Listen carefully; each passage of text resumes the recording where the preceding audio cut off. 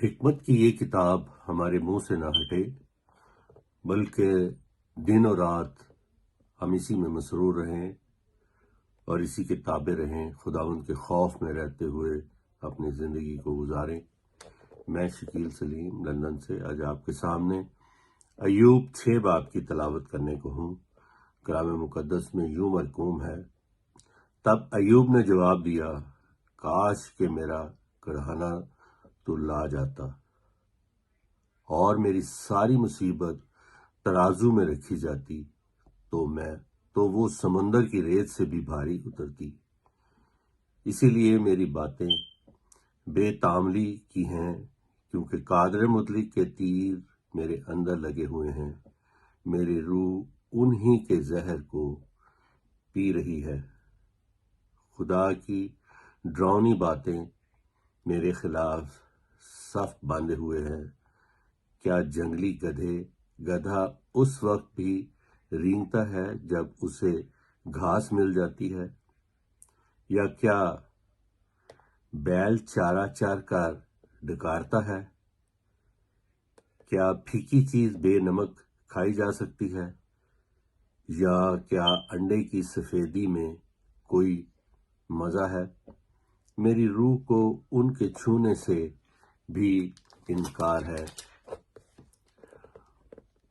وہ میرے لیے مکروہ غذا ہیں، کاش کہ میری درخواست منظور ہوتی اور خدا مجھے وہ چیز بخشتا جس کی مجھے آرزو ہے، یعنی خدا کو یہی منظور ہوتا کہ مجھے کچل ڈالے اور اپنا ہاتھ چلا کر مجھے کاٹ ڈالے تو مجھے تسلی ہوتی، بلکہ میں اس اٹل درد میں بھی شادمان رہتا، کیونکہ میں نے اس کا قدوس کی باتوں کا انکار نہیں کیا۔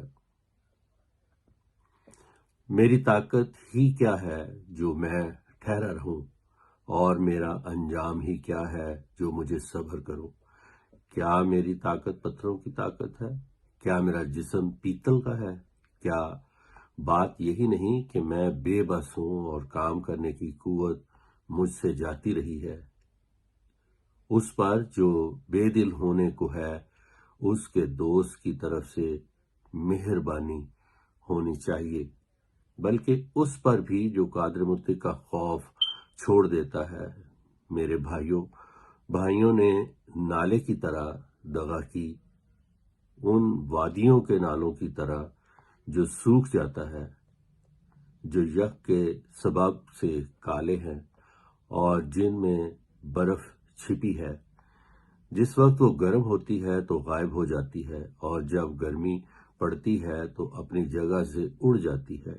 قافلے اپنے راستے سے مڑ جاتے ہیں اور بیابان میں جا کر ہلاک ہو جاتے ہیں۔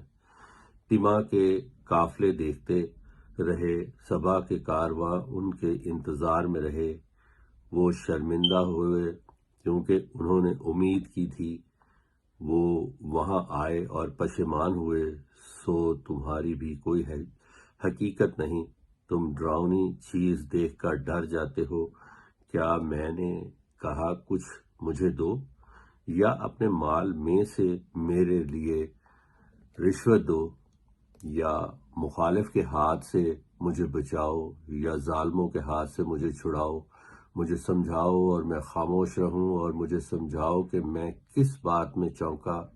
راستی کی باتیں کیسی مؤثر ہوتی ہیں، پر تمہاری دلیل کس بات کی تردید کرتی ہے؟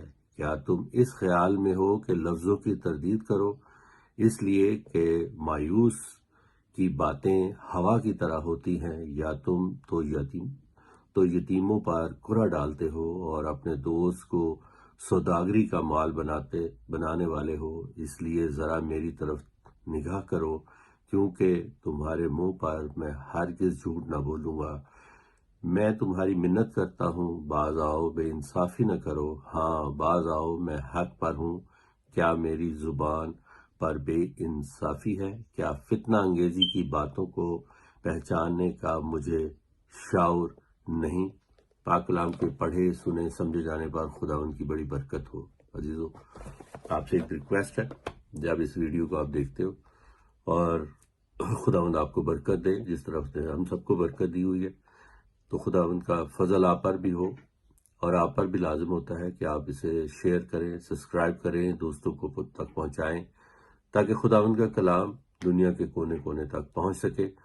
اور جو ہماری بہن نادیہ مبارک نے ایک بیڑا اٹھایا ہوا ہے، اس میں ہم بھی اپنا کار خیر ڈال سکیں۔ میرے ساتھ ایک ہم آواز ہو کر زوردار نعرہ جے مسیح کی